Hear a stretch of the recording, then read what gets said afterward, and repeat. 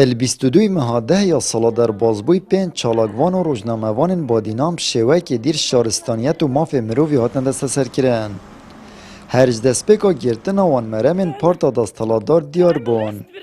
اجبر کو شواز دست سرکرنه چندین سرپیچین یا سایی و بیرزیت دا بون. او آماجه بون که کر باوان بگون نهاد دل دستالات دایه. او به هر رنگه که هبید او دهنه سزادان. وقتی بسر مالی دای گرتی ام خانه المالی بین، مال حمل مالی بین، او غرفاوی سری کو بینه کر بین و قمصور و ملحقیت و تشتوی آغافت بین، جنسیاوی یا برین، پیش تلفونت مالید برین، میمورک و تلفونک عادی، تلفونت عادی مانه چه شول پینایت کردن، برای گوت شاوی ملی بی تلفون جکر نظر فی ده برن، پیش تلفونش بلی هاریوانی. يعني هما يترجد بينكو افكاسينها بين السزادان هما تشب يا صايب تشنب يا صايبتن تومات كربن نكربن افيت هفيت بين السزادان و انجام في چندي جي او بدن كرنا خلكي دهوكيا و بياما واجه جي چونكي شهر شروجا في جرتينا هاتينا جرتن افيت هاتينا السزادان و افيت هاتينا جرتن هتانو كان هاتينا دادگه كرين جي هتانو كا اك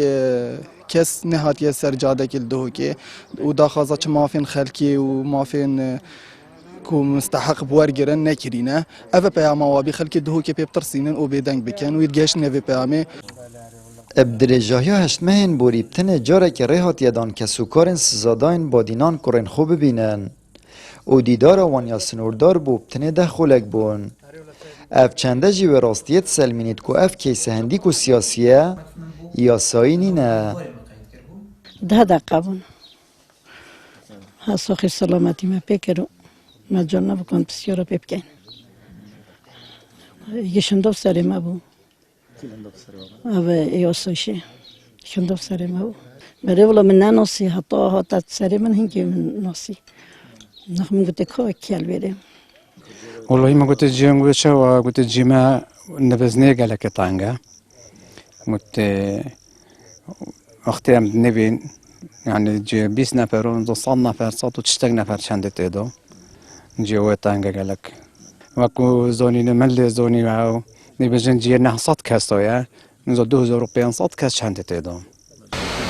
نهاجی کو پارتا دستالادار تا کلانانه سزای 6 سالن زندانی که نبسر هر 5 بگونهن بادینان دا سپاندیه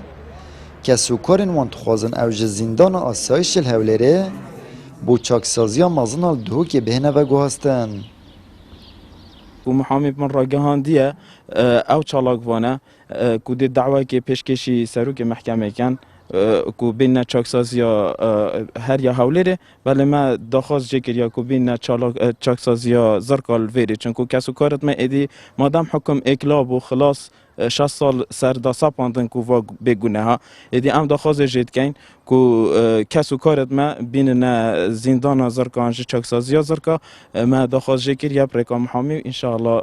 وجا او دیمین تلوری و کار محکمه اگر دیر بید دست وردان حزبی چ پینه ویتن و که یاسا و گرینم بو چاکسازی زرکا کسوکارن هر 5 بگونهن بادینان آماجه پیچندت کن کجه و حواندنا کرن وانزوری خراب و برطنگه الام اوت خازنج بو زندانا دهو که بهنه و گوهستن آمد بریفکانه کنال آسمانی پیام دهوک